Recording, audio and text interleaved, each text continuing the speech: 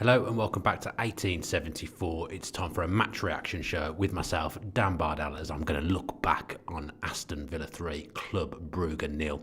Villa going through 6-1 on aggregate in the Champions League last 16. I mean, even just saying that out loud seems absolutely ridiculous to me, especially, if you were to go back 4, 5, 6 years to where this club was at to where they are now. It is absolutely incredible. This show is as ever sponsored by Luke Roper, and if you want to get 20% off everything Luke have to offer, then use the code TVV20 and you'll get 20% off.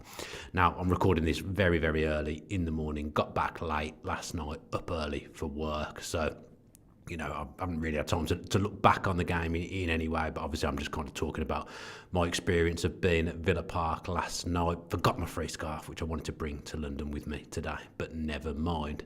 Yep, Villa navigate themselves through to the quarterfinals. 6-1, it sounds ridiculous. Probably not quite as comfortable as 6-1 suggests, and the first half certainly wasn't comfortable.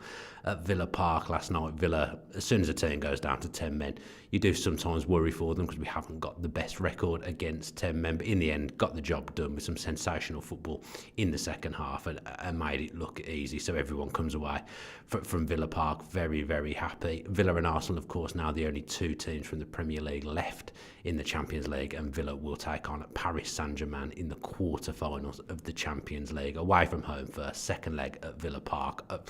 Excitement levels for that already through the roof. PSG, such an exciting team to watch. My favourite team I've watched this season, and to have them come into Villa Park and Villa to be playing at this stage of the Champions League against such an elite team, and also, although I think they're absolutely brilliant, I don't fear anyone with this team and this manager, so it's going to be some special Champions League football to come. But let's talk about last night. Team selection wise, I said in the preview with Jacob that it's so hard to predict Villa's team. I predicted it pre-game on social media, and I think I got 6 or 7 right.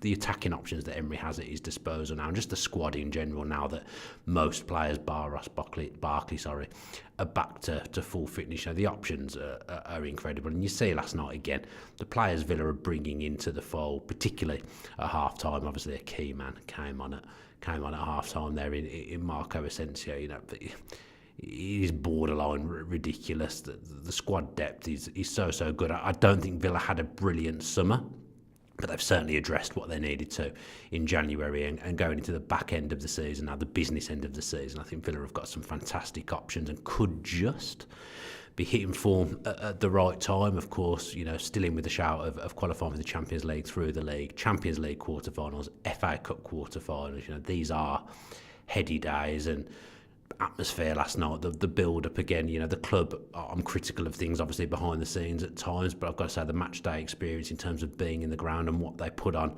before the game and the atmosphere that they create, they've got everything spot on.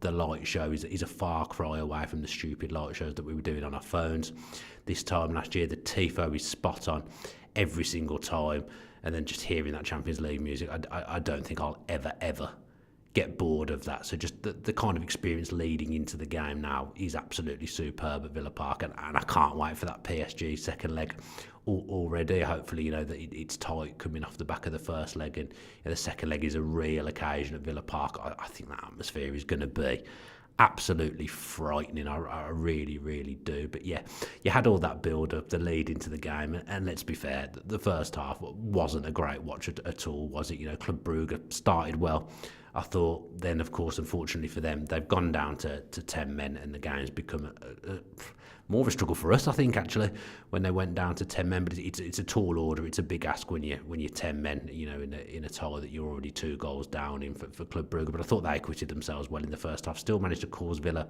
a little bit of problems. Villa just couldn't play through the lines, couldn't get themselves going, couldn't play the tempo of football that Emery wanted. I thought, his interview after the game, he kind of alluded to that, Unai Emery, that we didn't play as well as we could have done. But at half time, we've gone in, and he's addressed what he needs to address, made a couple of substitutions, and it's paid dividends straight away with Leon Bailey and the incredible Marco Asensio, who scored his 6th and 7th goals for Villa already this season. He must be our 3rd top goal scorer already, Marco Asensio. He's March the 13th, and he only joined at the end of January, so that tells you everything about the impact that he's made. And he could have had 4 last night as well. He's just an incredible footballer. When you're playing against 10 men, you need a player with a bit of creativity, someone who can break a team down. And just the way he drifts into space and the positions he picks up, I was expecting him to be a real big creator, but he seems to have this great knack of getting on the end of things, Marco Asensio. So he's just been a brilliant pickup from PSG, and it's another intriguing angle to the quarter final as well, that he'll be playing against a team that actually owns him. I think Villa will sign him. I think that there's no doubt about that. All the noise coming out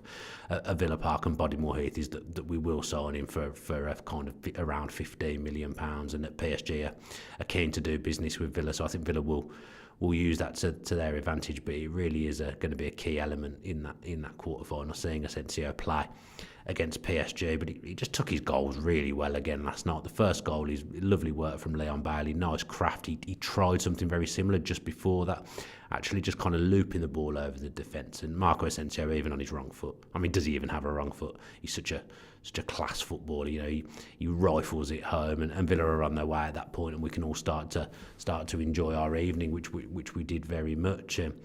To see him get another one later on, Matson got a goal as well, his first goal for the club. Some great work from Rashford, who obviously ended up playing as the kind of number 9 in that second half. Won't do him any harm, getting 90 minutes under his belt as well. Watkins, I think, was taken off as a precaution at half-time. I think Emery would have made changes anyway, but it was interesting to see Rashford play as that number 9 drifting out to the left, and Villa have got so much armoury behind him now that people popping up all over the place, and it's just a joy to watch when it's going well. And Marco Asensio's on that pitch, and I obviously sit in the Holt end, and I see Villa attacking towards that Holt end with him.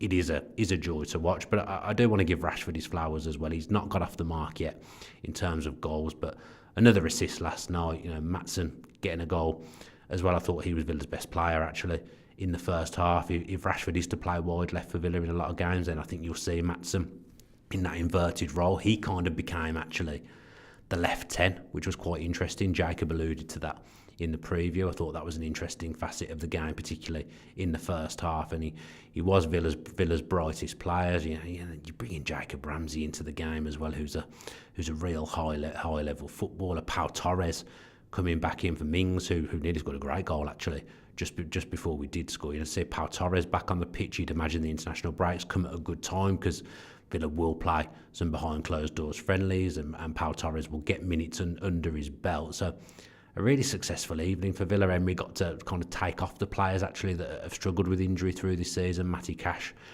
coming off as well. So although it ended up being routine for Villa, let's face it, but it was far from that really overall across the two legs. But if you to look at how Villa have managed the two ties, the job was done pretty much in the first leg, wasn't it? And I said at half time that even though it was 0-0 and we weren't playing well, we were 3/4 of the way there to doing what we needed to do. You can get frustrated in the crowd sometimes when Villa aren't playing well, but they've done the majority of the job in the first leg. If they'd have drawn 0-0 last night, it's absolutely no problem at all. I think sometimes we've got to remember where we are and how far we've come, and that we've got a manager that just knows what he's doing at this level. There's absolutely no doubt about that. So it's 2-legged last 16 Champions League ties go. It wasn't, of course, as comfortable as Arsenal, who won their ties by a ridiculous margin, but Villa have got that done relatively comfortably against a team as well that they struggled with in the group phase. So another great night at Villa Park. I did just want to come on and jump on and talk about it. I'll try and do a video in more detail on Friday if I can. Obviously keep the content going, even though Villa haven't got a game for what seems like an age. But I did just want to jump on and do something and react, because you just come away from Villa Park. I should have done it when I got home, really, but you just come away from Villa Park feeling so happy. These Champions League nights have been so special. Some of the most special evenings of my time of being a Villa fan, because I've just never seen anything like it. I'm 39, and we still don't know. We may never see stuff like this again for a long time. I think we will, because of the manager and the players, but you just never know. So it's really, really important to embrace this experience and embrace these games at Villa Park. And for the people that have travelled far and wide watching Villa, like Max and Simon from Villa on tour, you've just got to enjoy it. It's an absolutely brilliant experience. And March the 13th now, Villa are in. a healthy position, and I do think maybe we're just showing signs of peaking at the right time, getting players back at the right time. I haven't even mentioned Boubacar Kamara, just able to take him off at half time yesterday. Another 45 minutes under his belt, such an important player. You know, Yuri Tillemans playing another 90 minutes. This guy just doesn't ever get a rest. He plays every single game, and he plays every single game to a high level. So just so many positives to take away again from last night. Of course, there's always things that I'm sure Emery will want to work on, and he will work on at the training ground. But we've got that little break now. The squad's going to go away. That's important, I think, as well. That they'll get together and just improve the camaraderie. Obviously, a lot of refresh. In January, it will do people like Marlon good, who seems on the periphery at the moment, but lots of games still left to play in 3 competitions. Hopefully, he'll come to the fore at some point. So I think, be really excited. You look at that last 8 of the Champions League. Villa have already finished top 8 of the group stage, by the way, but the last 8 of the Champions League, so many big teams have fallen by the wayside. Liverpool aren't there, Man City aren't there, Atleti fell by the wayside, unfortunately, for them last night. Villa are in there. We're in the mix. You're in the quarterfinals. You know as well as I do that once you're kind of in the latter stages, you have got as good a chance as any in a lot of ways. So it's all about Cheltenham at the moment, isn't it? But I wouldn't be against going and having a little look at Villa's odds at the moment. And I'm sure there's people who will have put money on Villa at the start of the competition at really high odds as well. Maybe check your cash out just in case. But just wanted to jump on and do a quick video. These are great times to be a Villa fan. So just enjoy it, and enjoy the 2 weeks off, basically, knowing Villa are in a pretty good place and feeling, like I say, peaking at the right time of the season. So if you've watched this video via YouTube, apologies, it's not live, so you've probably all been chatting away, and I've not involved you, but I'll get something done tomorrow as well, so we can all have our little chat whilst we do a live. So subscribe with your post notifications on YouTube, give the video a like, and leave us a comment as well. If you're listening via Spotify or Apple, a 5-star review would be absolutely brilliant. And on Apple Podcasts, if you could just leave us kind of